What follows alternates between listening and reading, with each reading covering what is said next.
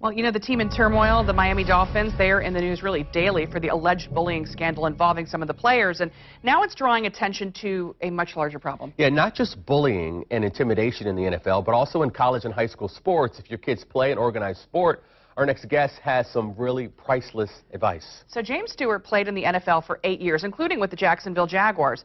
In 1999, he was awarded the Ed Block Courage Award. That's actually voted on by teammates. It's presented to a player who is considered a role model, someone who stands up for what's right. And James is here now to talk about this issue. And, you know, James, this is really nothing that's new. This has been around for quite some time. It has been. And I would like to say, starting off first, that, you know, when you're a young kid, a lot of times you don't want to go to an authority figure. For some reason, you think you're going to get in trouble for it.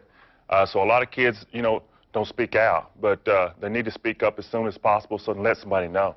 And that's if they're the victim. Exactly. So, exactly. You know, I know you won this Courage Award, and obviously, I mean, for good reason, for standing up and really making an example and being a role model.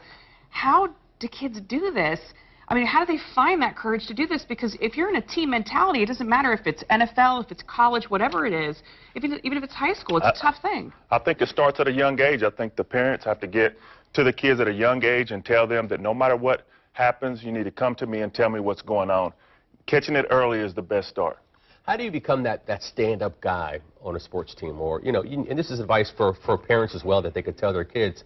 You know, in Martin's case, many would have said, you know, well, you should have stood up, told someone about it, and then stayed with the team and just dealt with it. But how do you get that inner courage to stand up? Well, we football players. I mean, that's just what we do. You know, ever since we were little, we were taught to think a certain way, do certain things, and so we always were taught to stand up for ourselves, be tough. So I think in many cases, you just have to go to the coach, let him know what's going on. Right. You know, don't be worried about what else is going to go on or what people are going to say about you, but just stand up and go tell the coach and let him take care of the problem. So let's look at it from another perspective. Say that you are on a team and most of the team, especially, you know, the older guys, they're doing the bullying. How do you step out of that group and stand up and say, you know, what's right or stop doing this? What do you do? Well, first of all, we're grown men. So that's different from kids. We're grown men.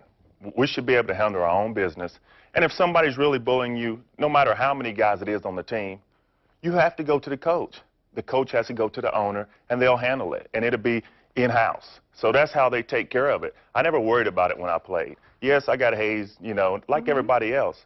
But at the same time, if you really feel in fear or something's going on, you have to tell the coach.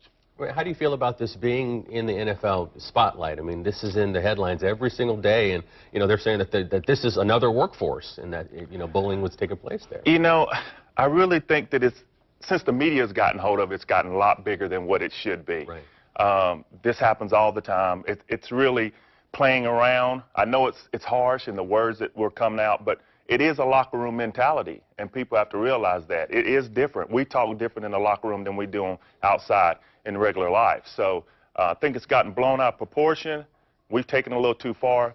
But the words and stuff, they are defamatory, and they are harsh. But at the same time, there's a locker mentality that goes on that a lot of people don't understand. How did it differ for you from, say, high school and college to the NFL? How was it different once you got to the NFL? Well, I mean, for me, it really wasn't that big of a deal. I mean, I got hazed, I got thrown into cold tubs, all the usual stuff. Yeah. But once you go through that, normally you just go on about your business and play ball. I've never had an incident, 9 years of playing NFL.